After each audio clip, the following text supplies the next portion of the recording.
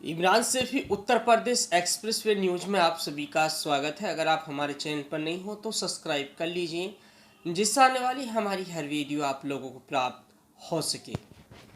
दोस्तों, आज हम बात करने जा रहे हैं दिल्ली देहरादून एक्सप्रेसवे के बारे में, और आज हम आपको बताएंगे कि भूमि अधिग्रहण क्या होता है और भूमि अधिग्रहण के तहत जो किसानों की जो भूमि है उसका जो सरकार जो एनएचआई जो अवार्ड तैयार करती है, किस प्रकार वो तैयार किया जाता है और किस माध्यम से भूमि अधिग्रहण की प्रक्रिया प्रारंभ की जाती है। दोस्तों, मैं आपको बता दूं कि दिल्ली देहरादून एक्सप्रेसवे पर भूमि अधिग्रहण की प्रक्रिया प्रारंभ होने वाली है, और भूमि अधिग्रहण का जो नियम है वो किस प्रकार होता है उसके बारे में भी मैं एक गाइडलाइन पढ़कर आपको बताता हूं। प्रशासन की तरफ से भूमि अधिग्रहण की क्या गाइडलाइन होती है, एक बार आप इसको सुन सकते हैं, या आप गूगल पे भी जाकर सर्च कर सकते हैं, आप इसको निकाल सकते हैं।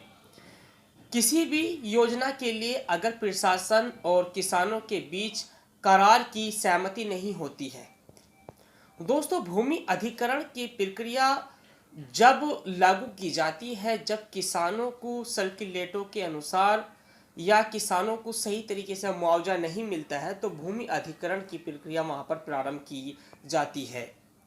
तब जिला प्रशासन संबंधित योजनाओं को भूमि लेने के लिए अवार्ड घोषित करना पड़ता है। ऐसे में होने वाले पर प्रशासन शासन अपनी व्यवस्था अनुसार भूमि के रेट घोषित करता है। दोस्तों, इसके अंदर रेट घोषित किए जाते हैं कि सरकार कितना गुना इसमें किसानों को मुआवजा देगी, वो सरकार जो प्रशासन है वो घोषित करता है। और ऐसे में अगर किसान मुआवजा नहीं लेते हैं तो कोर्ट में जमा कर दिया जाता है, जमीन का अर्जन शुरू कर दिया जाता है।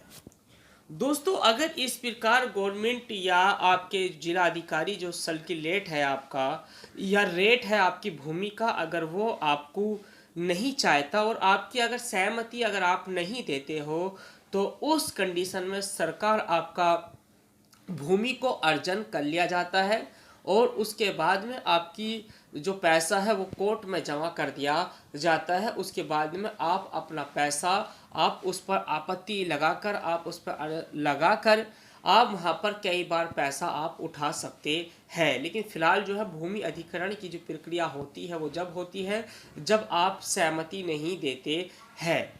दूसरी बात जो है एक होती है कि भूमि अधिग्रहण एक दूसरी प्रक्रिया होती है कि भूमि अधिग्रहण के लिए जो किसान सहमति दे देते हैं तो उनका एक अवार्ड तैयार किया जाता है। उसमें रेटों का भी खुलासा कर दिया जाता है कि कितने गुना आपको रेट मिलेगा जो आपका सर्कुलेट है। इसके अंदर मुआवजा किस प्रकार मिलता है मैं आपको बता दूं कि सरकार आपको जब मुआवजा देती है, जो आपका सर्कुलेट है उसका 3 गुना 4 गुना 5 गुना तक जो सरकार नियमित रूप से सरकार सभी को देती है, उस प्रकार से आपको उसका मुआवजा दिया जाता है। तो दोस्तों, अवार्ड तैयार करने के लिए हर जितने भी जिले या जितने भी गांव की इस दिल्ली देहरादून एक्सप्रेसवे में या अन्य एक्सप्रेसवे में ज़मीन जाती है, तो वहाँ के गांव के जो किसान है, जिनकी किसान को ज़मीन जा रही है, उसकी नपाई कर उसका अवार्ड तैयार किया जाता है। उसके बाद में सीधा उसको भूमि अधिग्रहण की जाती है। भूमि अधिग्रहण के बाद उसका बैलेंस उसका बैनामा होते ही उसका पैसा किसान के खाते में ट्रांसफ़र कर दिया जाता है। तो दोस्तों, मैं आपको बता दूं भूमि अधिग्रहण इस प्रकार से होती है जब आप सहमति नहीं देते हैं। तो अगर आप सहमति नहीं देते हैं तो जब भूमि अधिग्रहण की अर्जन और आपका पैसा जो है कोर्ट में भेज दिया जाता है। तो दोस्तों, ये है भूमि अधिग्रहण की जो नियम लागू होता है। आप इस पे गूगल पे भी पढ़ सकते हैं, जाके आप किताब में भी इसके बारे में पढ़ सकते हैं। तो भूमि अधिग्रहण की प्रक्रिया इस प्रकार से लागू होता है।